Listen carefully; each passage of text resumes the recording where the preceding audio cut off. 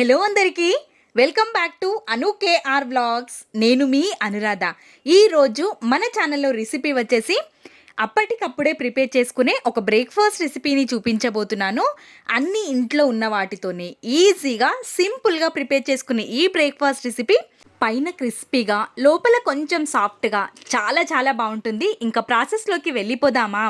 ముందుగా ఒక మిక్సింగ్ బౌల్ని తీసుకొని ఒక కప్పు వరకు పుల్లటి పెరుగుని యాడ్ చేసుకోవాలి. ఒక పావు టేబుల్ స్పూన్ వరకు వంట సోడాని కూడా వేసి క్రీమీ టెక్స్చర్ వచ్చేంత వరకు విస్కర్తో కంటిన్యూస్గా కలుపుకోవాలి.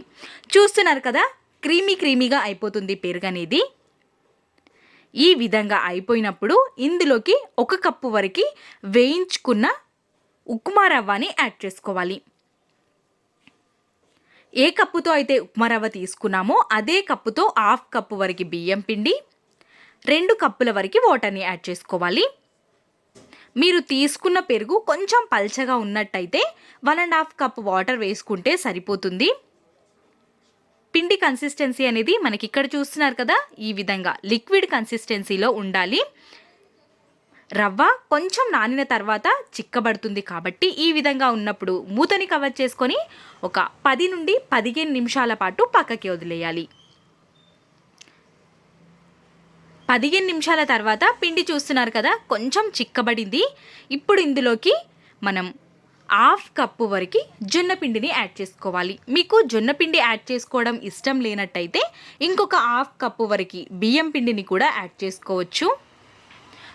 కొంచెం పిండిని వేస్తూ పిండిని అంతటిని విస్కర్తో కలుపుకోవాలి. పిండి కన్సిస్టెన్సీ సరిగ్గా ఉంటేనే మనకి ఈ రెసిపీ చేసుకోవడం ఈజీగా ఉంటుంది. ఈ విధంగా నురగలాగా ఫామ్ అయ్యేంత వరకు మిక్స్ చేసుకొని తీసుకోవాలి. పిండి కొంచెం లూజ్గా అనిపించింది అనుకోండి, ఇంకా కొంచెం ఒక 2-3 టేబుల్ స్పూన్ల వరకు బియ్యం పిండిని కానీ లేదంటే ఒక 2 టేబుల్ స్పూన్ల వరకు సూజీ రవ్వని కూడా యాడ్ చేసుకుంటే సరిపోతుంది. ఇప్పుడు ఇందులోకి సన్నగా కట్ చేసి పెట్టుకున్న బీన్స్ని, ఒక కప్పు వరకు క్యాబేజ్ తరుగుని, ఒక కప్పు వరకు క్యారెట్ తురుముని, ఒక 2 చిన్న సైజ్ రెడ్ టమాటోని కట్ చేసుకొని తీసుకోవాలి. బీన్స్ అనేది లేతగా ఉన్న బీన్స్ని తీసుకుంటేనే తొందరగా ఉడుకుతుంది. లేదంటే ముందుగానే వెజిటేబుల్స్ అన్నిటినీ కొంచెం ఒక 50% వరకు ఉడికించుకొని వేసుకున్నా బాగుంటుంది.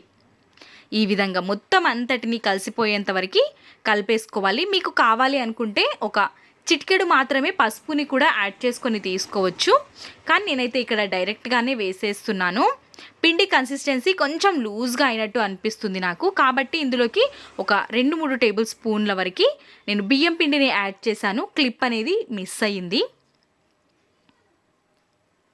రుచికి సరిపడా ఉప్పుని కూడా యాడ్ చేసుకోవాలి. మీకు కావాలి అనుకుంటే పచ్చిమిర్చిని కూడా యాడ్ చేసుకోండి.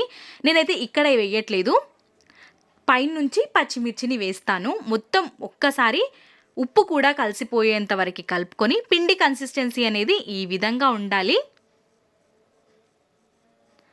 ఈ విధంగా ఉన్నప్పుడు ఈ మిశ్రమాన్ని కొద్దిసేపటి వరకు పక్కన ఉంచేసుకొని ఒక చిన్న సైజు ఆనియన్ని సన్నగా ముక్కల్లాగా కట్ చేసుకొని తీసుకోవాలి.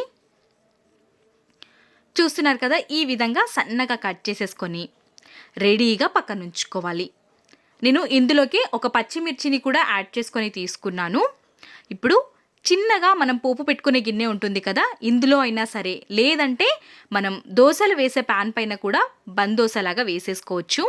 2-3 టేబుల్ స్పూన్ల వరకు ఆయిల్ వేసుకొని చిన్న గిన్నెలోకి మనం వేస్తున్న ప్రతిసారి పిండిని పైనుంచి కింది వరకు కలుపుకొని వేసుకోవాలి.